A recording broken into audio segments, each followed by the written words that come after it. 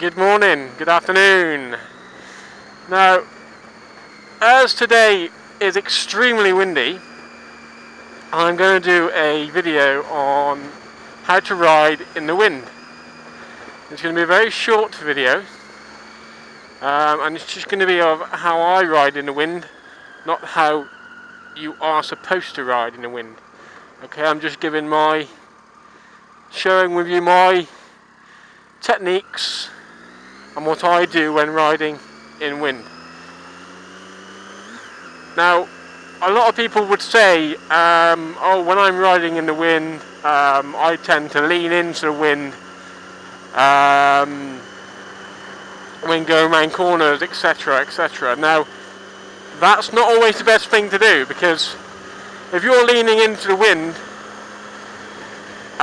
say for example you're allowing the wind to take the weight of you and your bike, if that wind suddenly dropped away, you'd be in a lot of trouble, because you'd be at an angle where you might not be able to catch that again. You might not be able to catch the bike. So I don't ever lean into the wind. I try and stay as upright as possible when it's windy. If it's not a windy day, obviously, then of course you wanna kind of lean as much as you can and enjoy the bike. A technique I also use as well is make sure your hands are very relaxed.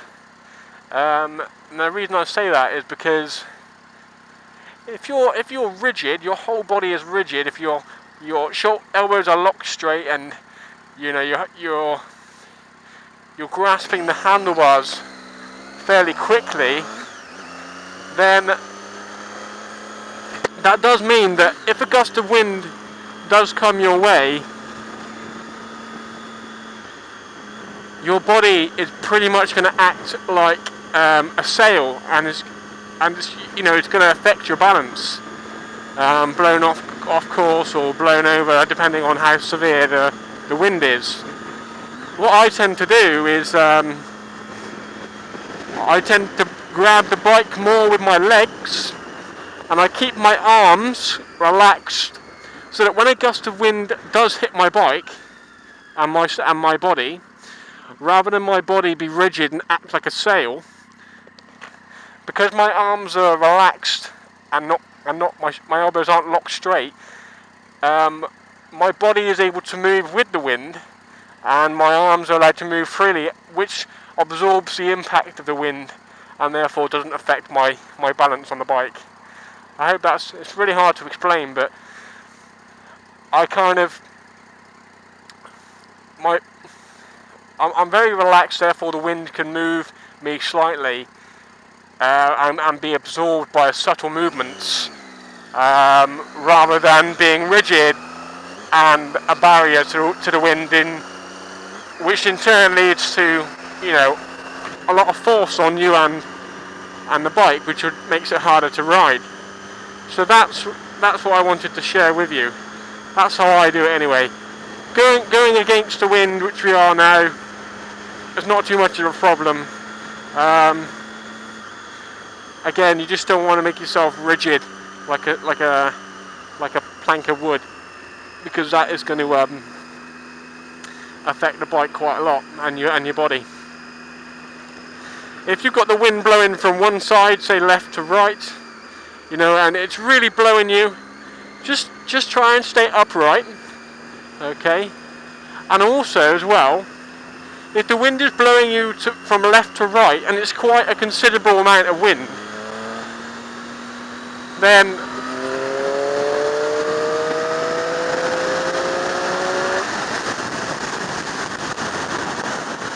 all I suggest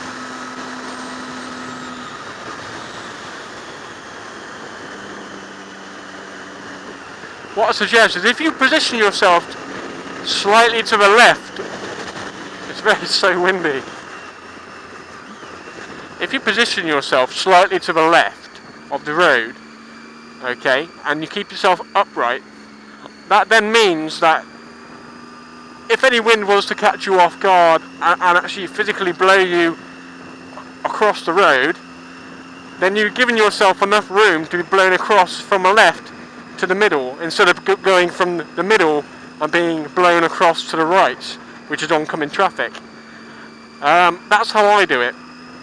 And vice versa. If the wind's hard on your right, I'd probably stay just on the right hand side of the middle of the road, just to give myself that extra bit of leeway of movement if I'm caught off guard. So, and also as well, I think staying in a low gear, staying in a torquey gear is really good, because you've got so much more control on the throttle of the bike, and you can have that power when you need it. And I think when you're riding in the wind and you've got a good bit of torque, it helps you keep the bike stable, rather than having it floating around in 6th gear and not having that torque where you need it to get you out of a unpleasant situation. So that's my view anyway on wind.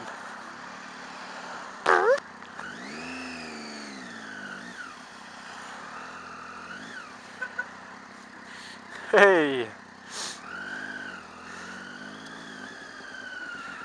let's go and see him.